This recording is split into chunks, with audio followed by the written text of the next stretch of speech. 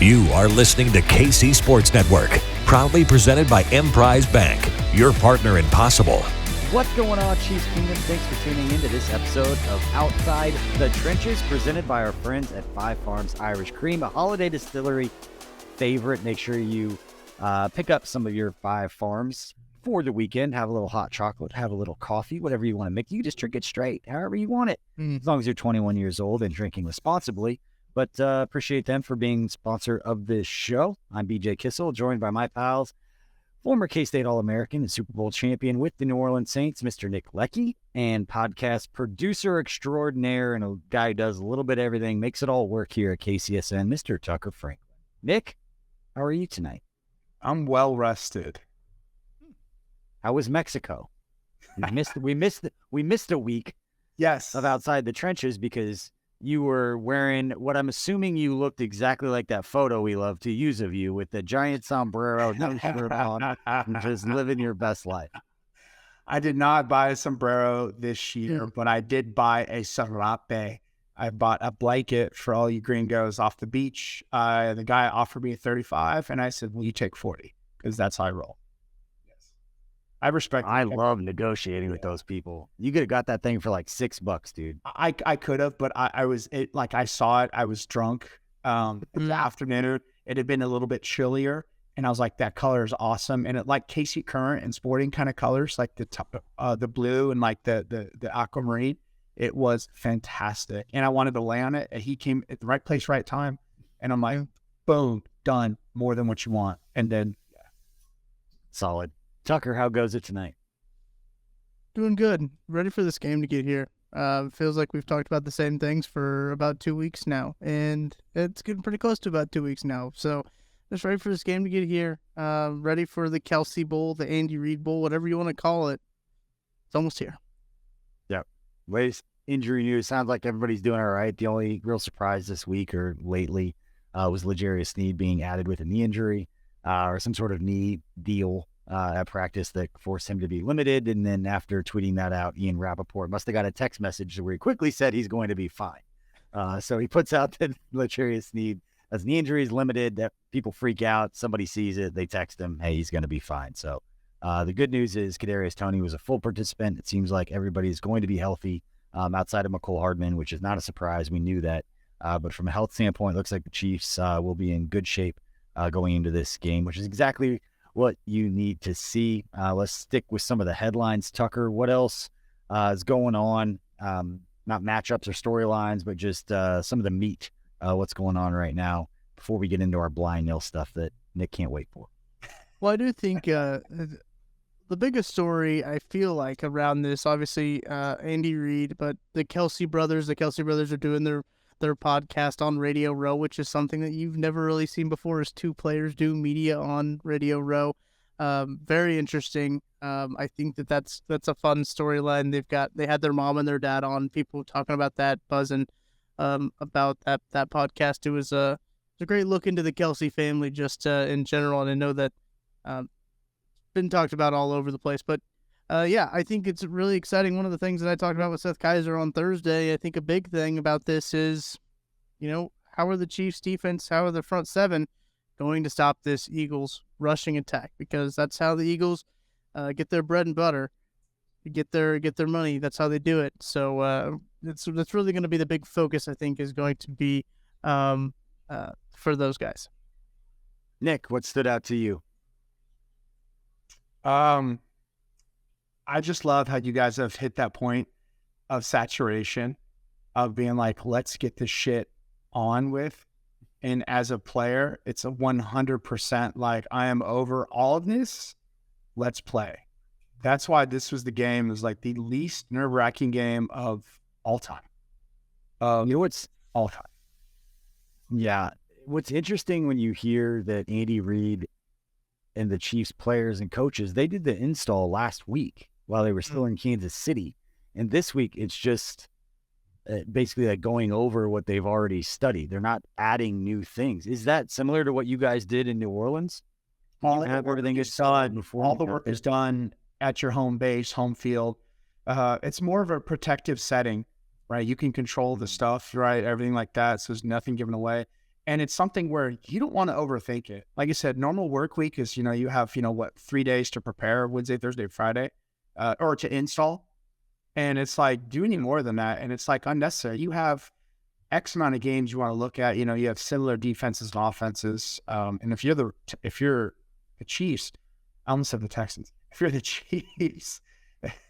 the Chiefs, all you want to do, you want to look at like some Dallas film, right? Because that's one of the defenses that are kind of similar. We'll get after you to see how they play you on defense, and then see how to attack this offensive line. And then on offense, it's like for the Chiefs, man, this defense is they start out with some 3-4 stuff, and they can shift to some 4-down fronts for third down plus things like that. And it's just, man, God, it's. And then if you're Philly, this flipping offense is so loaded, like MVS last week versus Cincy, like that to me was the standout. We're just like, oh crap, now I got to worry about him again. Yeah. Right. You got to worry about the quarterback 15, which we haven't mentioned yet, but won his second NFL MVP award, joining, I believe, only Jim Brown and Brett Favre to have 2 MVP awards before they're 28 years old. So we've talked in so many different terms of the paces, the records, the things that Patrick Mahomes has done that no other quarterback has ever done, in flirting with career type numbers of number of 40 touchdown seasons with at least 4,000 passing yards, and all those stats and records that I talked all year about on our 10 Things show for career numbers. And then you remember he's 27, and if he plays as long as Tom Brady, he literally has 18 more years to do this, which in other terms, Tucker will be over 40 by the time Patrick Mahomes. Tucker will be my age by the time Patrick Mahomes is Tom Brady's age if he plays as long. Like, we can put this in so many different contexts that'd be crazy to think about. Or the fact that, Tucker, you were 5 years old when Tom Brady entered the league. Well, what year was he drafted? 01? Yeah. How old are you? It's 3. Oh my God. Yeah. No, I was 3. Wait, was Tom Brady 01 or 2000? Mathing is hard. It is. He might have been 2000. Either way. 2000. Snowgate was like 01, 02. Yeah. All right, we're gonna move on from this. Yeah. Really, really old. I just want to talk about, you already talked about Patrick Mahomes' accomplishments. Adam Schefter kind of tweeted out a comprehensive list of all of those accomplishments, and only in 5 years, 2-time NFL MVP, 5 times in the AFC title games, all at home, 3 Super Bowl appearances, 1 Super Bowl MVP so far, 3-time All-Pro, 5 Pro Bowls. So he's been to a Pro Bowl every year he's been a starter. He's been elected to the Pro Bowl, I should say. He hasn't been to it because he's been too busy in 3 Super Bowls. And NFL record 5,614 total yards in a season. Which was this season. Yeah. You mentioned all of these superlative. Like, we could wax poetically about Patrick Mahomes and all the stats, the pacings, everything that you've mentioned. But, I mean, just to kind of, it's unreal that he's the quarterback of the Kansas City Chiefs, the team that we cheer for. Crazy. It's absolutely crazy. It's the best start for any player's career. Right. That's the part, is like, he did 5,600 yards in the year after losing his top guy and adding several new weapons, MVS, Juju Smith-Schuster. At this point now, going into the Super Bowl, it's talking about Kadarius Toney being somebody that they need to be healthy to be able to go out there and give him a little something going up against this group. But that's going to take me right into Blind Nil. So if this is the first time listening to the show, each one of us brings a segment to the show. The other two do not know what it is. We're going to spend 5-10 minutes talking about it. And guys, because in the spirit of talking about Patrick Mahomes being the MVP again this season, I want to know, what is very low-hanging fruit, but what is your MVP moment from Patrick Mahomes? What is your favorite moment from Mahomes this season? And I'm going to go first because I already have it. I don't want you guys taking mine. I just figured it out. I just figured it out 2 minutes ago. No, I knew what it was. I just don't want to have to think of another one. I'm going to take the low-hanging fruit, and that was his sprint on a bad wheel, his scramble against the Bengals in the AFC Championship game. Yep. 18.4 miles per hour, the fastest timed run in his career on a bum wheel when they absolutely needed him to go make a play. And legendary status, however you want to describe it, when you had to see him do something that you're going to be telling your kids about that scramble and that run, along with Andrew Wiley's ability to hit a moving target in space to allow that to happen. I'll always add that in there. But that was the moment that Patrick Mahomes shut anybody that was a hater, anybody that had anything negative to say. Like, you can't say anything about that play. He just went out and proved why he's the best player in football and why the haters can continue hating, because there's nothing you can do about it. It's unreal. And the whole game too, he was bumming around. You could tell that was on painful, and it was super painful, like bad throw. Wasn't really running a lot like he used to. He's more stationary. And for like, you're only as good as your quarterback at times, and your quarterback is truly like the head of your snake. And when he did that, I was like, that's a wrap. And then Butker's going to make this field goal because he missed in the regular season, ironed out those kinks for the playoffs like we talked about. And it was really cool to see. Yeah, it really was. Chucker, what was your moment for Mahomes? So I was thinking about that Bengals moment that you talked about, but MVP's a regular season award.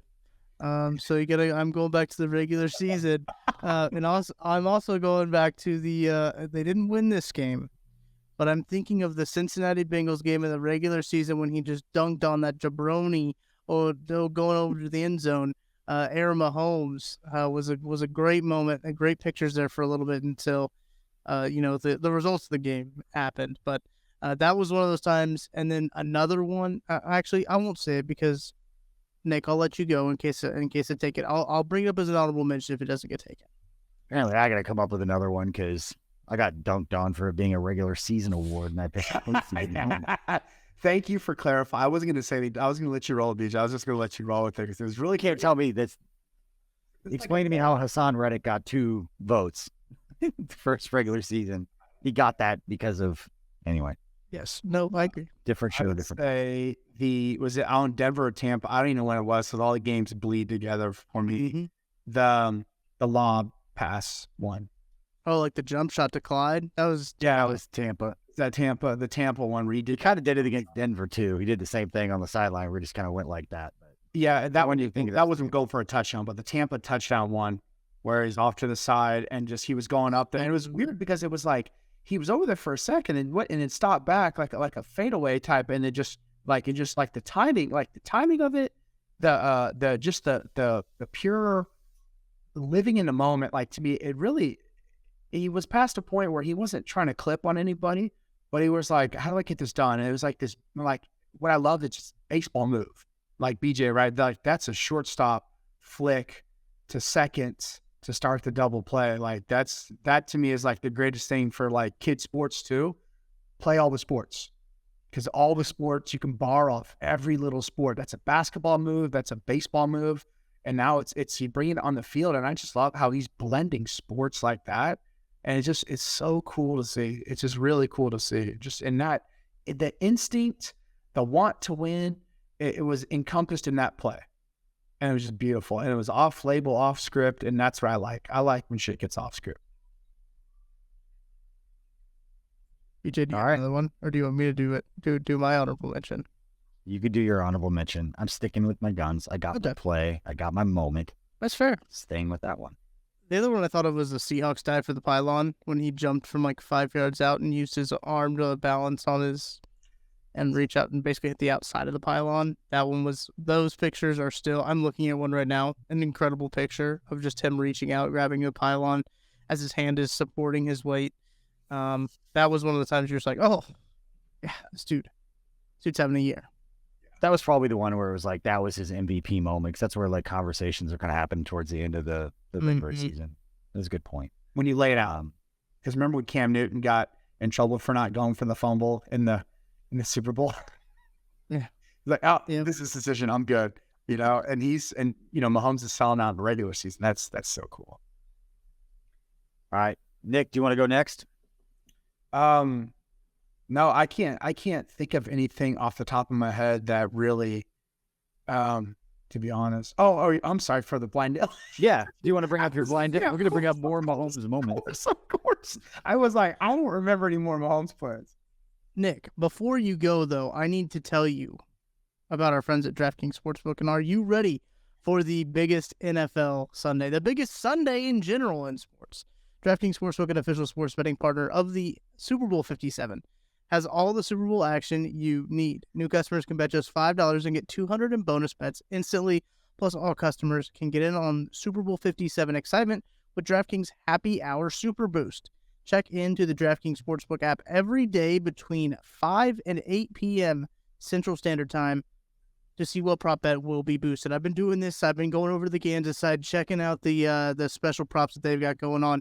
They've got a lot of prop bets for Super Bowl. Don't know if you know that. They got a lot of them. Got some money on the octopus. He won a touchdown and a 2-point conversion. I think it's good odds. Here's what you got to do. You got to download that DraftKings Sportsbook app right now. Use code KCSN. New customers can bet just $5 on Super Bowl 57 and get 200 in bonus bets instantly. Only at DraftKings Sportsbook with code KCSN. Minimum age and eligibility restrictions apply. See the show notes for details. Guys, Tucker, you are the absolute greatest at that. That was... When I remember to do it, I mean, I can really pull it out. But it's a hit or miss if I remember to do it or not. We need to you need to remind him I do it like a last second one again. That was fantastic. Because I was like, what is it? What do you got, Tucker? What do you got? If you're watching, if you're listening, he pointed to me and I'm like, he's got something. And then he did the transit. I was like, that's flawless. That's flawless. Tucker Franklin, ladies and gentlemen, he will do anything just fantastic. Need an ad feed, hit me up on Twitter at Tucker D. Franklin, and I'll record your ad for you. So, Nick, mine with the big game coming up, I know you guys thought the fat ass was going to do something about food, but my thing is, what's your first Super Bowl memory? What's like the first thing you remember, right? Like, what's like the first thing where you're like, gosh, this memory was this, or I remember this game, I remember this commercial, I remember this halftime performance. Like, think back in that wheelhouse and sort of bring back when you had that first memory of the Super Bowl. The first Super Bowl that I remember. Yeah, or something that was a core memory. Like, what's a core memory from when? No, I think that this is a core memory because I remember Eagles Patriots Super Bowl. Is this 24 in 2005? That's the first Super Bowl I remember. And I can remember leading up to the game cheering for the Eagles. The irony. But I can remember wanting the Eagles to win that game. And that was the first time that was like the first year that I really like started paying attention to football. And that Super Bowl, I remember being the big Donovan McNabb fan. And I wanted to see Donovan McNabb win that Super Bowl ring. Andy Reid on that coaching staff as well, the head coach of that team. But that's a core memory I have, is watching and sitting on the floor in front of the TV, the tube TV, you know, and just like looking up at it and watching that football game is just like ingrained in my head. When you talk about the Super Bowl, like that's one of the first things that comes into my head. That's pretty cool. That Javon Curse was on that team, the Freak. Got absolutely destroyed by Matt Light. It was amazing. Just absolutely murdered him. That was amazing. Terrell Owens, that was when they had, is that what the first year next year they moved it to 2 weeks in between because Terrell Owens got hurt? Is that like their first one? I'm not, I was 7 years old, so I didn't know about the buildup into the Super Bowl, but I will do some more research for you on that one. That was a Fox game, by the way. Was it? Good luck on the call. Really? It was Troy Aikman then? No, he was still... Yeah, no, it was Joe Buck, Troy Aikman, Chris Collinsworth, Pam Oliver, and Chris Myers. 41.1 on the Nielsen ratings. Just off the top of the head. It's all core. I remember the Nielsen ratings as I was doing like this in front of the tube TV. Exactly. It's funny. Everyone's like, so I'm from Dallas, right? And I'm born in 1982, so I could be Tucker's legit dad for sure. And I remember, like, as a 10-year-old kid, like, I remember the Cowboys just absolutely beating the brakes off of Buffalo. Like, I think it was like the second year they met. I think they met like back-to-back years or something like that. I forget when it was, but it was close one, or it was kind of close once, whenever. I remember I think it was the Rose Bowl.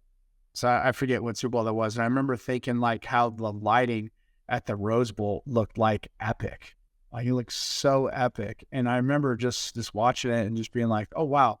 Like, oh, Dallas is in it. And then, like, for 3 out of 4 years, Dallas was winning a Super Bowl. And I just remember, like, it was like, oh, yeah, Dallas won again. Oh, we're going to go to this one hotel, buy the merchandise, buy, like, a T-shirt and stuff like that. And I was like, this is really cool. So, yeah, my first memory was Dallas just being in it and just absolutely just dominating for like 3 out of 4 years. And it was just amazing. And I remember Jimmy Johnson, this is weird. Jimmy Johnson, like they won it, and Jimmy Johnson always had like the hair helmet, right? Always well coiffed, whatever you said. His hair was combed nicely. And Mike Clever and them dumped the Gatorade on him and then messed his hair up. And it was so funny. It was funny because like it's the first Super Bowl. It was really cool. I remember because my neighbor growing up was a huge Cowboys fan for whatever reason. He had no ties to Dallas. He just liked them because they were good, and it was so annoying. He was just decked out in like the starter jacket for the Cowboys, and it was like, you don't even go to the games. You've never been to a game. You have no ties. Like, why in the hell are you a Cowboys fan? Oh, just because they're good. You like Miami, in college football at the same time. It was like, oh, that guy. It was just annoying. But the first time, like, I remember like sitting and watching the games, and I was older. I mean, I remember how big they were, but like the John Elway, like when he got older and like when he got hit and spun around and went in the end zone, like I vividly remember that one. But honestly, one of the most fun games and that I remember watching was, and it was older. I was in college, but it was the David Tyree, the Giants, Patriots Super Bowl, and I was in Manhattan at the time, and we went to a party where you had to choose a team. You couldn't just come and like hang out, watch the game, but you had to be all in and pick a side. And I had a shirt that I wrote with a Sharpie, said Tom Brady's #1 fan. And I went there, and dude, everyone at this party was rooting for the Giants except for me. I think Megan even chose to root for the Giants. I was the only one rooting for the Patriots and just talking all kinds of trash and then just getting owned on it. And Eli just dominated it again at the end of that game. But one of the most fun parties I'd ever been to, just because it was kind of fun that no one really cared, but you had to pick a side and lean in on it. But yeah, it's amazing. That's absolutely amazing. I love how you can bring people together with a party. And I love how it's centered around drinking and eating, like Thanksgiving. It's just perfect. Yeah. What if I remembered that one, but yeah, it was a lot of Dallas and a lot of Denver when I was younger. So I didn't really always care a lot about the Super Bowl as much as I did when I got older, because I was just annoyed that teams I did not like at all were consistently playing in that game. And the Niners, like, and I remember back in the 90s, it was like whoever won the NFC Championship game was your Super Bowl champion. It was like, because it was like Dallas or 49ers, Steve Young, Joe Montana, Troy Aikman. It was like just, And for a long time, the games were not good. Like there were a lot of blowouts, it seemed like, during that stretch, Nick, because we're the same age. Like a lot of those games weren't good at all. Teams just getting smoked. Yeah. All right. It was like, All right, Tuck. I think it's your turn. So I was thinking about some blind note topics going back and forth with Super Bowl week and everything, but I think it's a good time to kind of look back on this season. I want to know what your guys' is. There's different ways that you could phrase this. Maybe the most annoying talking point, like opposing talking point about the Chiefs. Something that you just thought was funny that people kept bringing up about the Chiefs. You're just like, oh yeah, to kind of knock on them, but you're like, that's not true at all. So I'm curious to, as the season progressed, you can even go back to the preseason. You get the Bart Scott chirp and everything like that. But what was your favorite talking point that Chiefs naysayers would use against the Chiefs? Losing one person is going to sink this whole offense. Like, it was so silly. It was absolutely silly. I get if you lose Mahomes, you're kind of screwed, right? Right. Like, Henny could do it. Anything's possible. I would say that the #1 would be the Tyreek Hill thing, because it was like, tell me you don't watch football without telling me you don't watch football. And it's like, if you've seen anything, I mean, it's like it was simple math, right?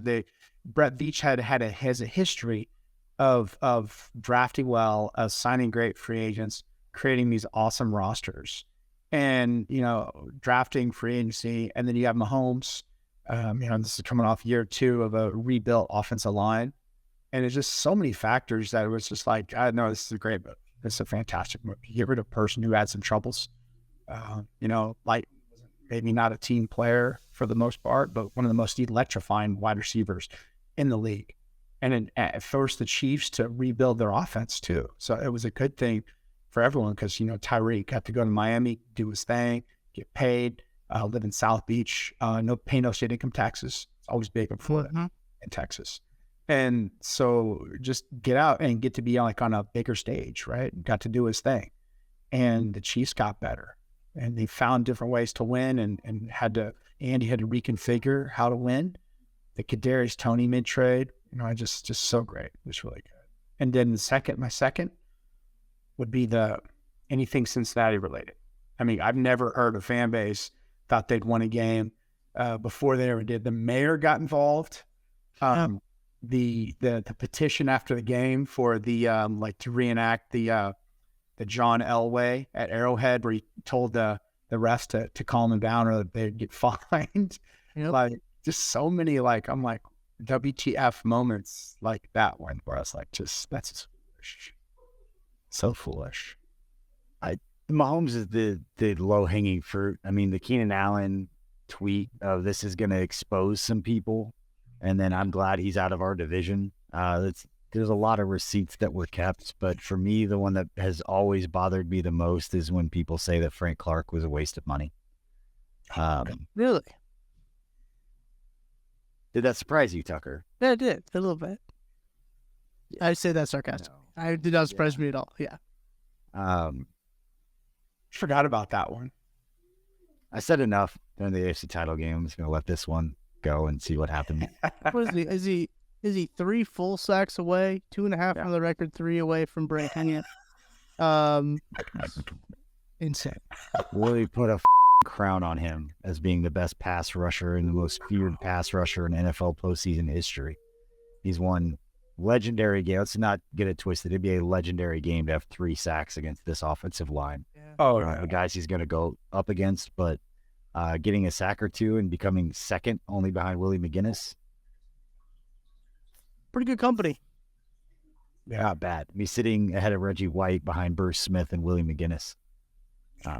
Yeah. And that's only talking about production when it matters most. It's not talking about the impact that he made on guys like Chris Jones and guys that are in that room with him. And now George Karlaftis to see what it was about. Now, I also had a perspective, and I was lucky enough to have a perspective that a lot of other people weren't able to have, so I have a different opinion on it, right, wrong, or indifferent. But I got to see the difference that he made in the locker room with his teammates and what he gave and what he played through and what he overcame. And his teammates saw that too, and that stuff matters. And so that's all I'm going to say about that. My point is also on the defensive side of the ball. It seems like every year we go through this song and dance. It's only been 3 years since then, since this person has been with the team, with the organization. But every year that he has been with the organization, we go through this little trial, this little spat on Twitter about how he should be fired. And it's Steve Spagnuolo. Every year he comes up and he does what he does when he needs to, much like Frank Clark. But it seems like everyone in the middle of the season wants to fire Steve Spagnuolo. And it always, when it comes back around in February, in January, they're singing the praises of Steve Spagnuolo.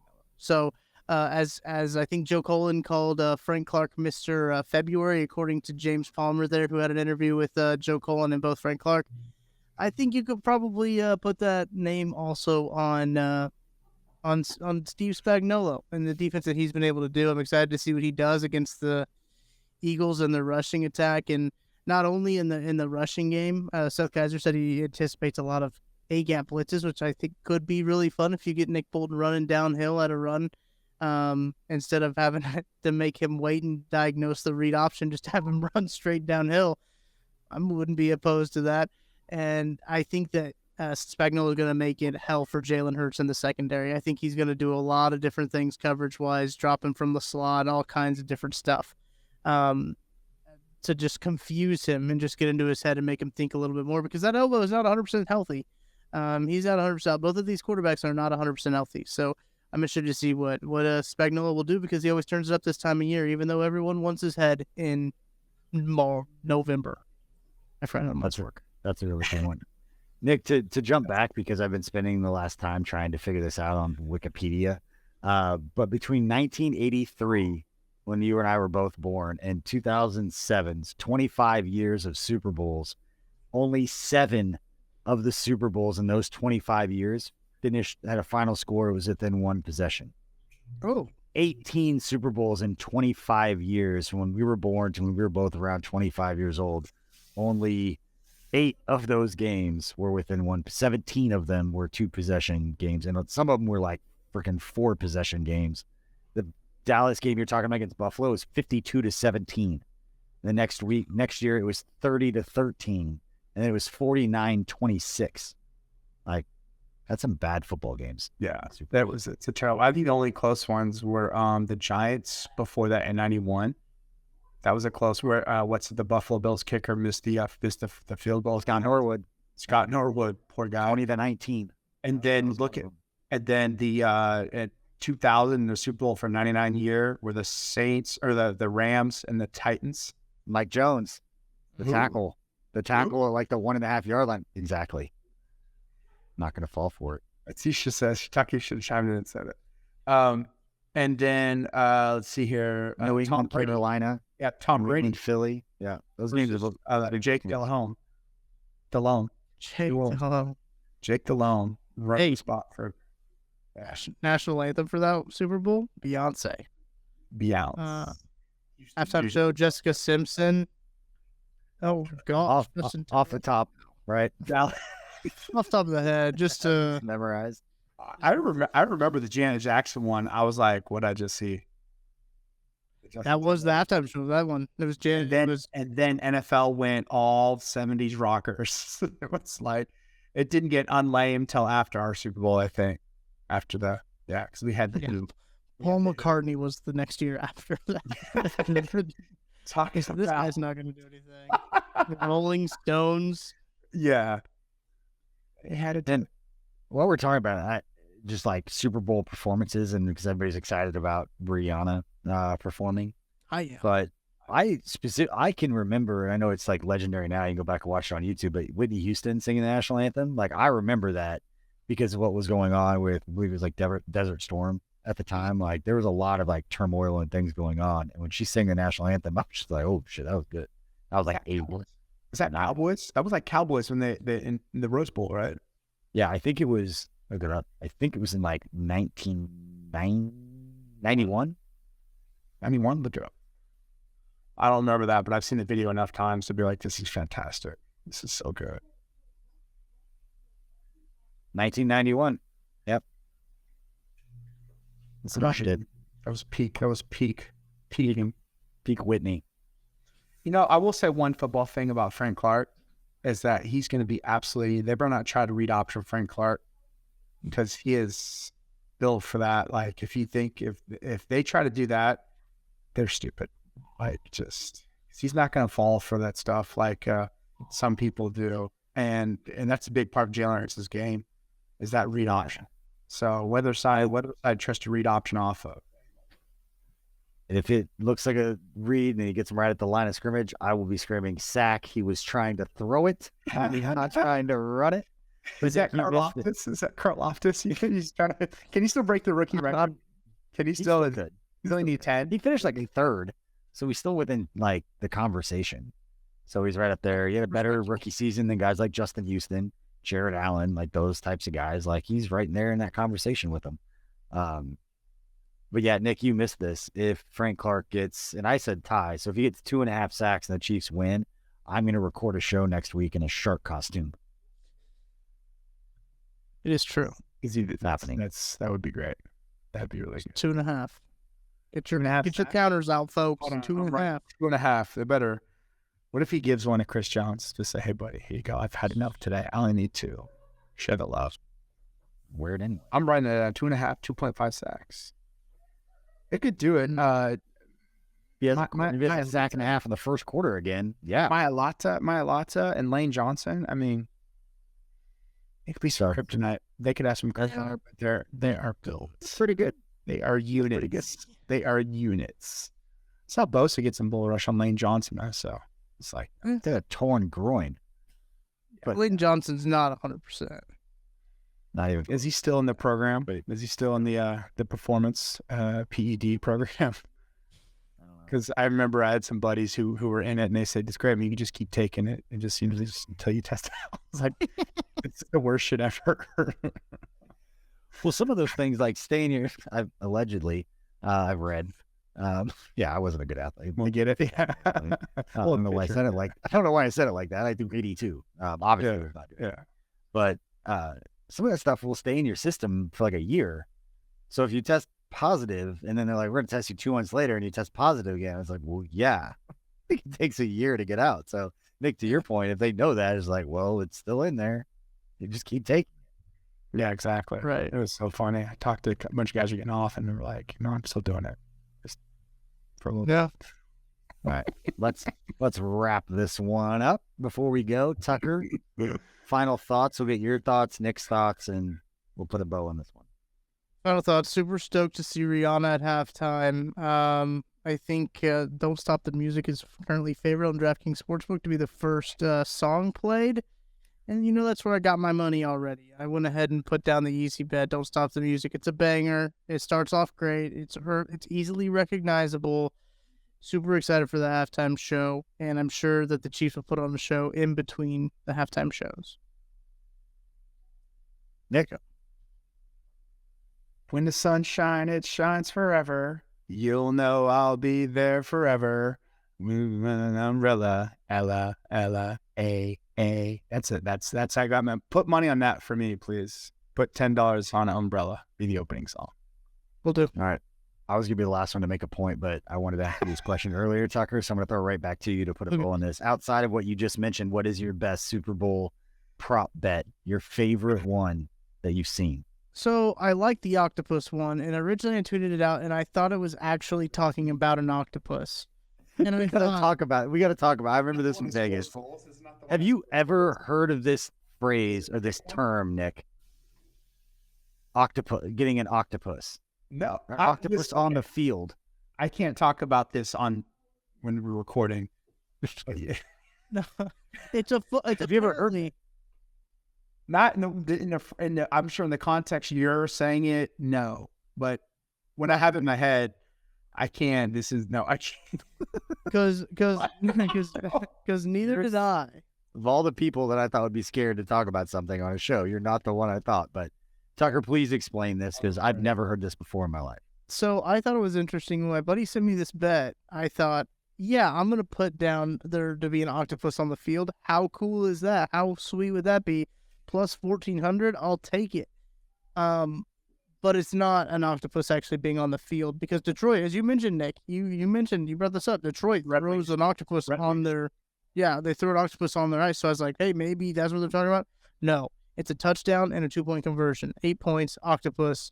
That's what they're referring to. And I put money down when I thought it was an actual octopus. So that's the best that I have right now. I feel a little bit more confident about it actually now that I know that it's a touchdown and a 2-point conversion, but still. Tucker, you could get Void Octopus trending on Twitter if there wasn't a touchdown with a 2-point conversion, but somebody actually brought an octopus and threw it onto the field. You're like, it wasn't actual. I would start a riot on DraftKings. They would not want to hear from me. I'll be the worst nightmare. You're gonna go full Karen? Is that what you? Yeah, as much as I can. We talked about this in Vegas. Awesome. Imagine getting caught trying to sneak in an octopus. Like, how do you explain that? This ties in. This is get you see you're tempting me too much, or I get straight canceled. Let me pull up some other prop bets before so I can change the topic so Nick doesn't get canceled. But also our friend of the program, friend of the network, Matt Kissel, also flamed Adam Schefter on Twitter. I don't know if you guys saw this. He was talking about all the guys who are eligible for the Hall of Fame. Did not mention Matt Kissel this year. And Matt Kissel said, "What about me, Adam?" And Adam didn't reply to him. But shout out Matt Kissel. Love that guy. Okay, so let's see. You got to do the novelty props. This is a good one.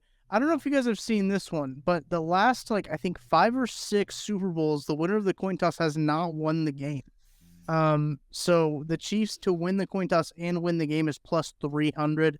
Eagles is plus 250. team to win the coin toss plus 200. That's a straight up one. But you obviously have the classic Gatorade color. BJ, do you remember what the Gatorade color was the last time the Chiefs won the Super Bowl? Purple. Orange? I believe it was orange. Off the top of my head, that's what I believe it was. Also, Chris Jones is like plus 4,000 for Super Bowl MVP, and that's actually I think a good value if you want to sprinkle a little bit. I wouldn't say put like your whole bankroll on it, but like sprinkle a 5 or a 10, and you get back a decent amount of money if Chris Jones does go off and have a day against a team that is primarily rushing based. Like I could see him having a big day and then falling into an MVP award.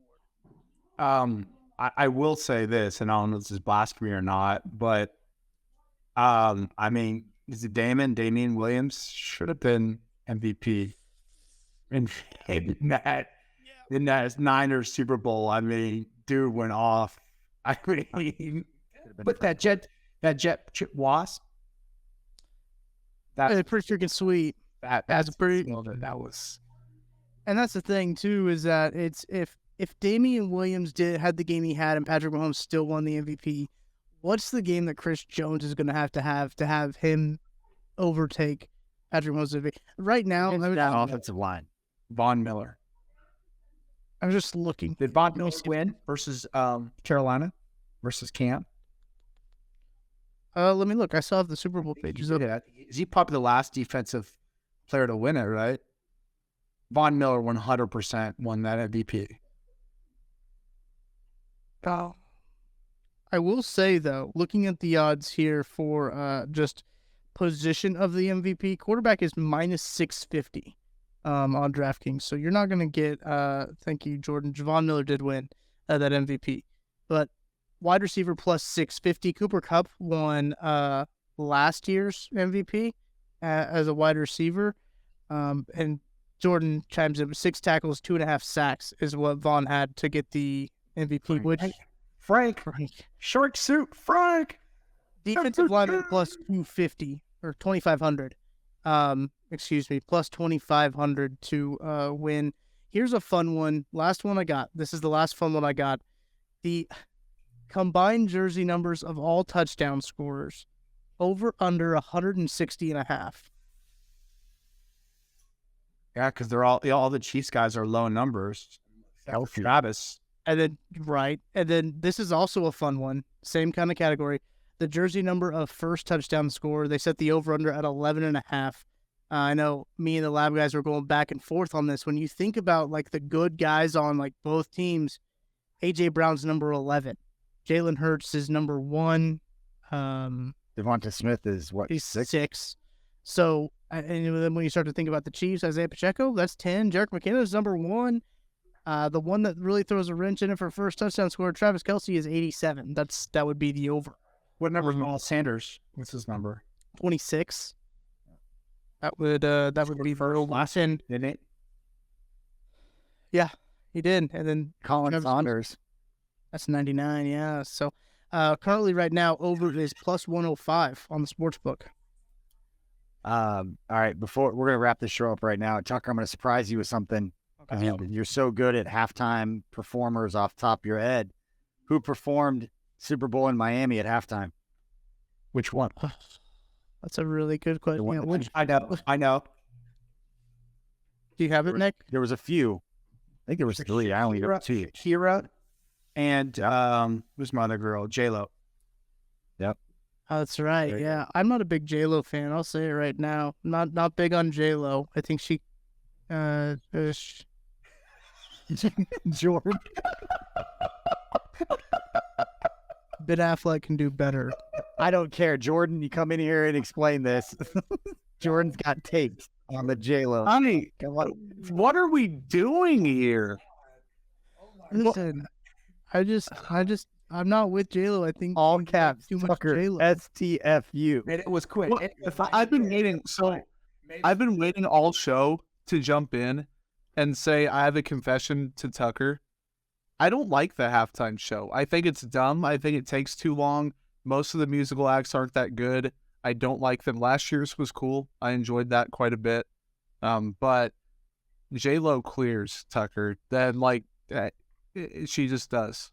Bad Bunny also performed in that Super Bowl, and that's the best performer in that Super Bowl halftime performance. I'll say it. Oh, easy. I only remember J-Lo, and everyone knows why everyone remembered J-Lo. That's 100%. Mic drop. I'm glad mic dropped it. I do remember, though, The Weeknd performed at the halftime show for the Tampa Bay and the Chiefs one. Very good halftime show. I'm a very big Weeknd fan. I actually bought Weeknd tickets to his tour after that, and then he canceled, so I did not get to go. You just give me some flying drones and like Jabberwockies, and I think I'd be good. You do love yourself some Jabberwockies. Do you remember last year's halftime show? No. I had a good one. No, it was like Snoop and Eminem and Dr. Dre, and it was because it was in L.A. Kendrick Lamar, Anderson .Paak, 50 Cent. Yeah, that was when 50 Cent was like late 30-year-olds. Like, this is our jam. Like, this is what we went to college with. Like, this is our music. 100% felt seen. Right. I'm right here. I'm crossing the XY radius axis of like peak targeted to, and then like I'll be like, you hear the Depends commercial on Golden Girls reruns for you. I didn't know this. I'm just now seeing this. Chris Stapleton singing the national anthem. Awesome. There's the hell out of that thing. I'll take the over though. He'll hold them notes. He'll growl and hold them notes. What is it? Country singers. The last, I think, out of the 4, there's been 4 country singers like in the last decade or 20 years, or since 2000, maybe 5. 4 of them have, I think it was 4 out of 5 have hit the under. So country singers tend to hit the under. Chris Stapleton, though, as you're saying, I think the over is well in play. That line I don't know off the top of my head. So I just won some money on the Patrick Mahomes MVP bet. So got to give you some plays for the weekend. I like that. I like the term sprinkle. You sprinkle down the old bagel sprinkle. Sprinkle. How about that douchebag for the World Cup final? Salt Bay getting in on the field. What a dork. I didn't know that place was in Dallas, by the way. I swear to you, I didn't know the place was in Dallas. His restaurant. Wait, and it wasn't in, I thought it was in like Qatar. I thought it was like in the Middle East. I thought it was there too. I think it's in Dallas though. Look up Salt Bay Restaurant. And on that note, we're going to end this show. We appreciate everybody for hanging out. We'll see you next time. Thanks for watching this production of KC Sports Network, the fastest growing sports media network in Kansas City. Check out these videos that feature our team of more than 15 former players, insiders, and analysts bringing you the best Chiefs coverage you can find. Entertain, educate, inform. KC Sports Network.